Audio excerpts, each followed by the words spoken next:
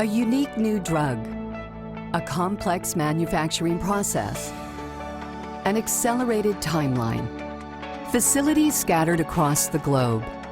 Genentech and Roche face significant challenges to develop and manufacture TDM1. Here we will see how they went the extra mile to successfully create this remarkable new treatment for women with HER2-positive breast cancer. TDM1 is an antibody-drug conjugate that's made up of three distinct pieces. There's the trastuzumab antibody, which is the same antibody that we use in Herceptin. There's the DM1 cytotoxic drug, and then there's the linker, SMCC, that holds the two of them together. When TDM1 is administered to a breast cancer patient, the conjugate binds to HER2 receptors on the surface of a HER2-positive breast cancer cell. It gets internalized, and then once inside the cell, it gets broken down, releasing the DM1, which can then kill the cancer cell while sparing healthy cells. The science behind developing this antibody-drug conjugate was only the beginning of the journey. The challenge quickly became one of manufacturing, as well as addressing the significant financial risks faced by Genentech and Roche to build facilities where they did not previously exist.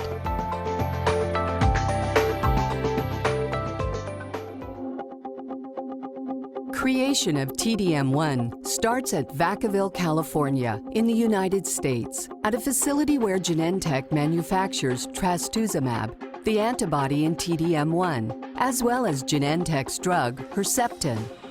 The HER2 antibody is produced by a cell culture in progressively larger fermenters, ranging from 20 to 12,000 liters.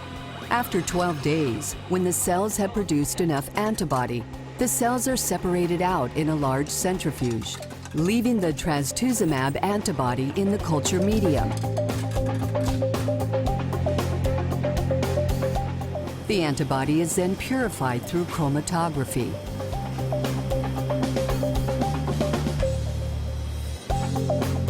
As you know, TDM1 is made up of three components, and the antibody is the easiest, although making an antibody itself is not trivial. But because we were already making that at Vacaville, it actually is the starting point for building TDM1. The real challenges then become getting all the other components produced and the logistics of getting them together in the right location at the right time to successfully manufacture TDM1. At this point, the trastuzumab is frozen in tanks and shipped 5,800 miles to Visp, Switzerland for conjugation.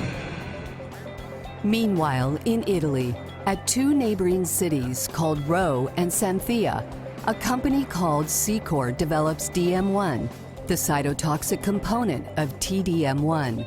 The manufacturing of DM1 takes place in two distinct steps. The first takes place at Rho, and there, a cytotoxic fermentation takes place where microbial cells produce the precursor to DM1, and that's called AP3. After AP3 is purified, it's shipped to the other Secor facility, and at Santhia, all of the chemistry steps are done converting AP3 to the final DM1 cytotoxic product.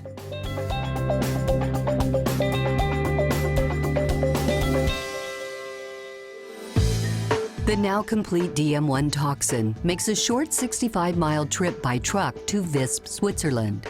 Meanwhile, in Madison, Wisconsin in the United States, the linker component to TDM1 is being made by a branch of the Sigma Aldrich company.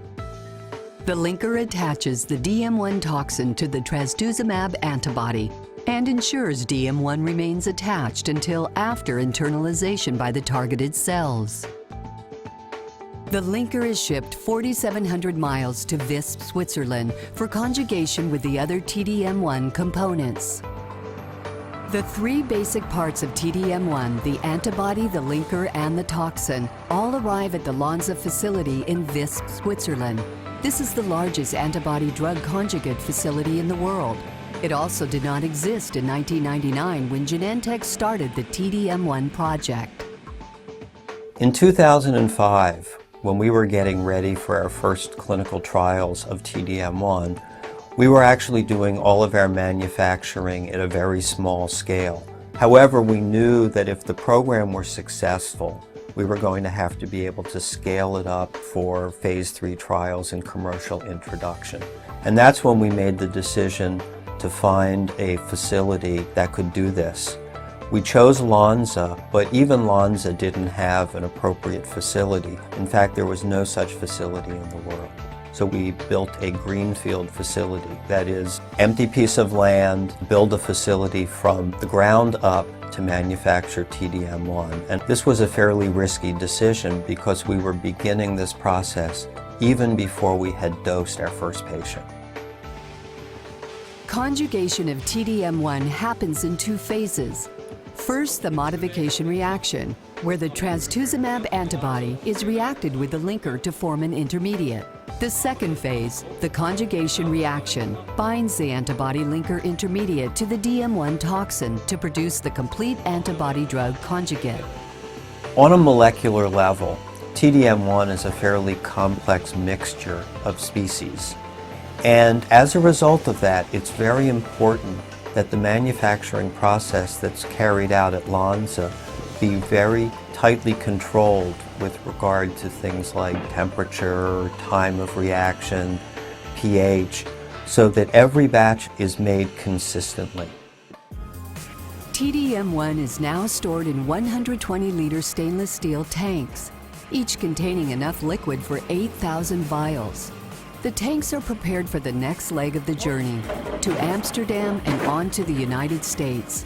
The tanks must be kept below -20 degrees Fahrenheit for the entire trip, so they are loaded into large envirotainers and packed with nearly half a ton of dry ice.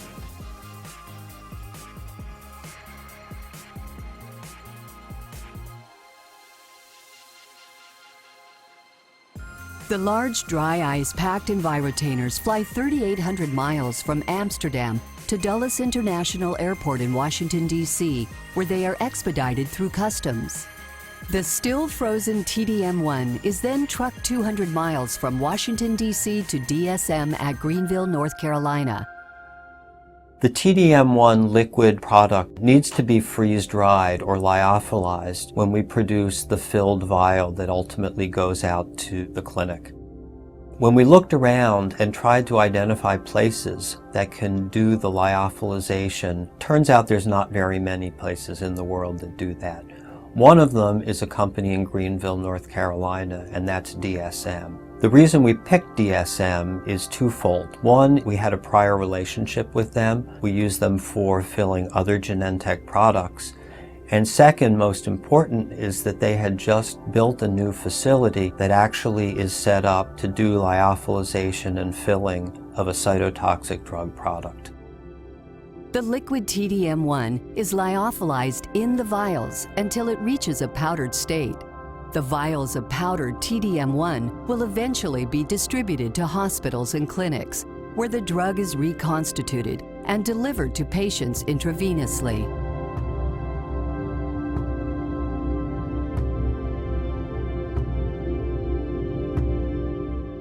The manufacturing process now complete, TDM1 embarks on the final leg of the journey, shipping by air to Hillsboro, Oregon, for packaging and labeling.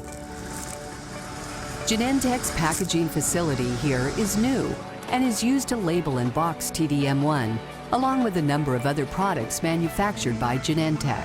The new drug TDM1 represents a tremendous logistical effort with components traveling over 17,000 miles along the way. But that's only part of the story. It represents well over a decade's worth of work from dedicated Genentech and Roche team members and partners all over the world. The manufacturing of TDM1 involves sites all over the world. And when you think about the team that needs to coordinate all of those activities, that team was primarily located in South San Francisco. And they were working with partners, with manufacturers in multiple countries, multiple time zones. That required a huge amount of effort. And to do this all in an efficient and timely fashion turned out to be a huge part of the success of the TDM1 story. TDM1 is more than just an achievement in manufacturing. It represents a relentless search by Genentech and Roche to find new treatments for people with cancer. From the date we filed our IND in 2005 until we filed the BLA in July 2010 was 4.5 years. And the work that the team did to put together the supply chain, the manufacturing process, all of the facilities had to be compressed into this very, very tight timeline. And it's allowed us to bring this product with its promise to breast cancer patients as fast as possible through development. And that's probably the best story that I can tell about TDM1.